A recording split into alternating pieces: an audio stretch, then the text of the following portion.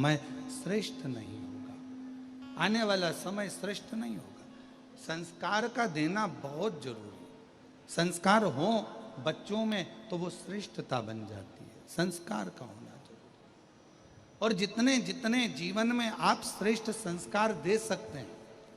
और हमारा तो निवेदन है, जिस घर में माता पिता का आदर होता है, जिस घर में माता पिता का सम्मान होता है, जिस घर में माँ बाप की इज्जत होती है, जिस घर में बुजुर्गों का सम्मान होता है, जिस घर में बड़ों का आदर होता है, उस घर में कभी संपदा की, लक्ष्मी की कमी नहीं आती है। संपदा बढ़ती चली जाती, संपदा बढ़ती चली जाती।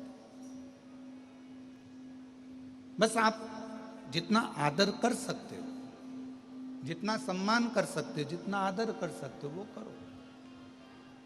शिव महापुराण की कथा कहती है, भगवान शंकर का चरित्र कहता है, शिव तत्व कहता है, शंकर भगवान की पवित्र कथा कहती है।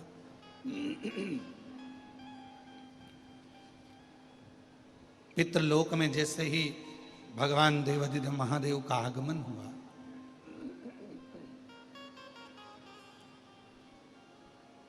और पितृलोक में जैसे ही महादेव का, भगवान शिव का आगमन होता है, सारे की सारे पितृ खड़े होकर शिव जी का आदर करते हैं, सम्मान करते हैं।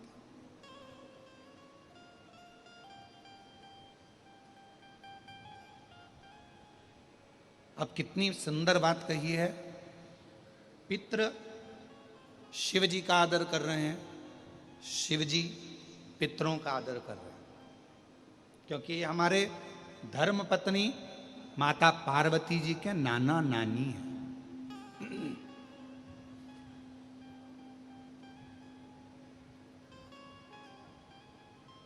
खूब आदर किया, खूब आदर।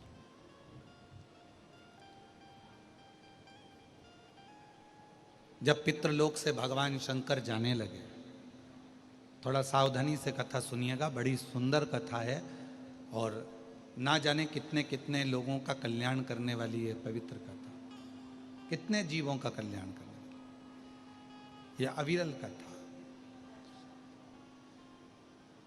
कहा कि पितृलोक से जब भगवान देवाधिदेव महादेव, भगवान शंकर, माँ जगतजननी जगदम्बा माता पार्वती जी पितृलोक से जब जाने लगे, पितृलोक से जब निकलने लगे, जाने लगे, तो पितृलोक से जाते जाते भगवान पितृदेव ने भगवान शिव जी को रोका,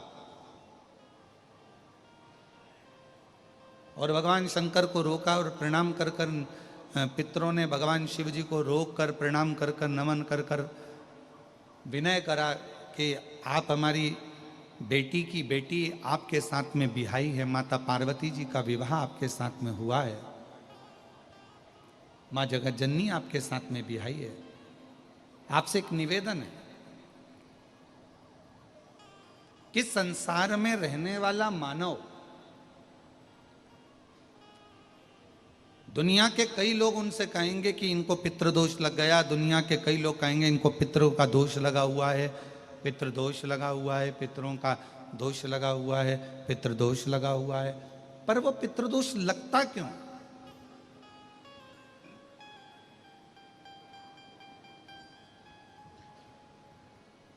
पितृदोष लगने का कारण है क्या? आपने अपने गए हुए पूर्वजों के लिए तर्पण भी करा, पिंडदान भी करा, तिलांजलि भी दी, ब्राह्मण का भोजन भी कराया, सब कुछ करा, जो आपसे बन सकता था आपने सब कुछ करा, सब कुछ।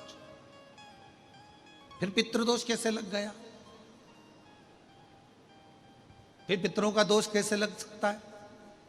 तो पितरों ने तुरंत भगवान देवाधिदेव महादेव से कहा कि संसार सागर में माता पिता के रहते हुए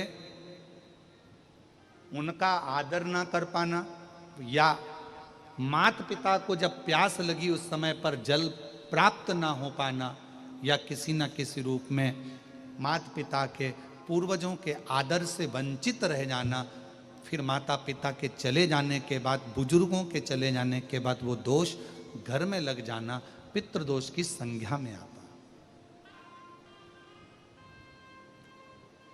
और पितृदोष के 4 लक्षण सबसे प्रबल हैं।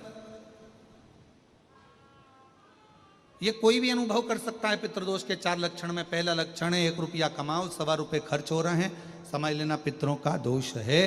दूसरे नंबर का, एक व्यक्ति घर में बीमार है, ठीक हुआ, दूसरा बीमार पड़ गया, तीसरा ठीक हुआ,